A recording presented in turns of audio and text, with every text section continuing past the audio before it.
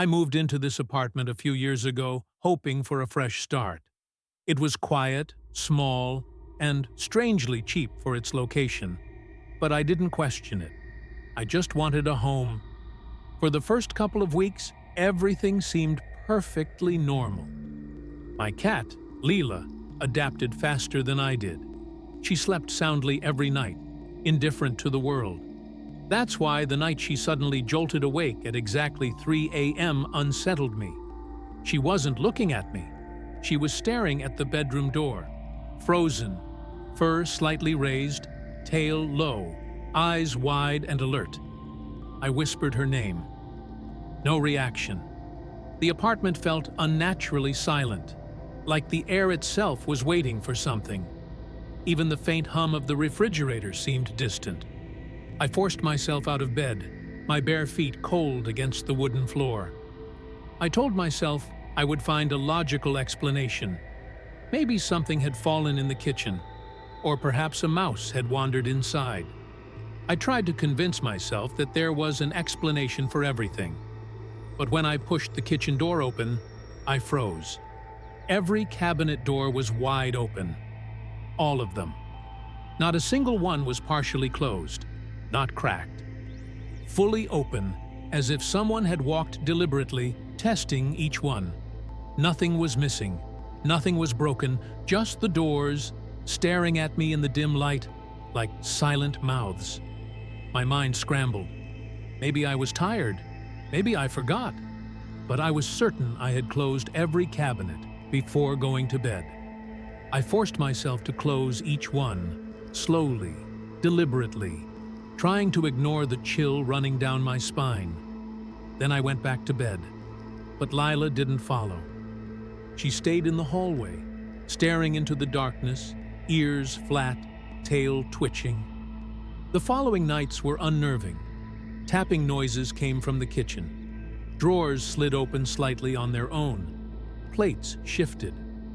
One night, I heard whispering, soft, almost incomprehensible, emanating from the cabinets.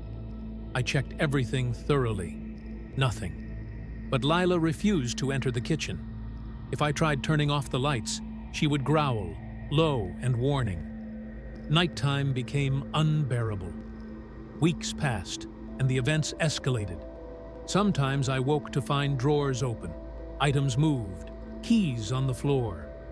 Once, the faucet ran at full blast. It didn't matter what I told myself. My home no longer felt safe. Then came the night that changed everything. The night it felt intentional. I had fallen asleep on the couch. Around 3 a.m., the TV turned off on its own. The only light came from the small lamp above the stove. Lila wasn't on the couch. Already wrong. I walked to the kitchen.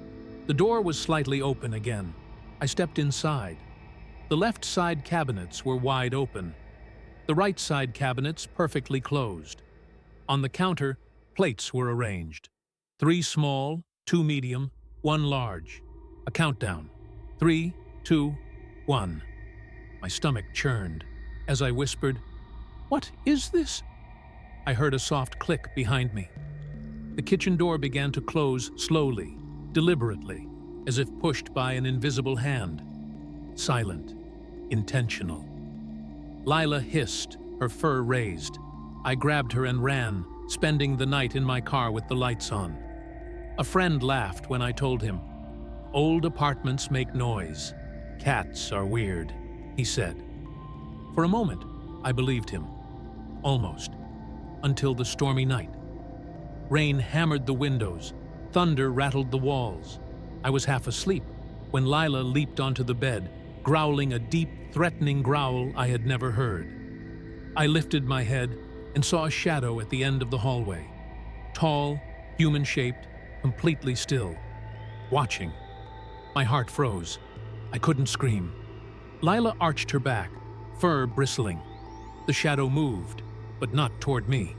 Slowly, it collapsed into itself, melting downward, sinking beneath the doorway like smoke being pulled into the floor. And then, it vanished. I stayed awake until sunrise, clutching Lila, trembling. As soon as it was light, I packed a bag and left for 3 days. When I returned, everything seemed normal. Cabinets closed, faucet off, no shadows, no whispers.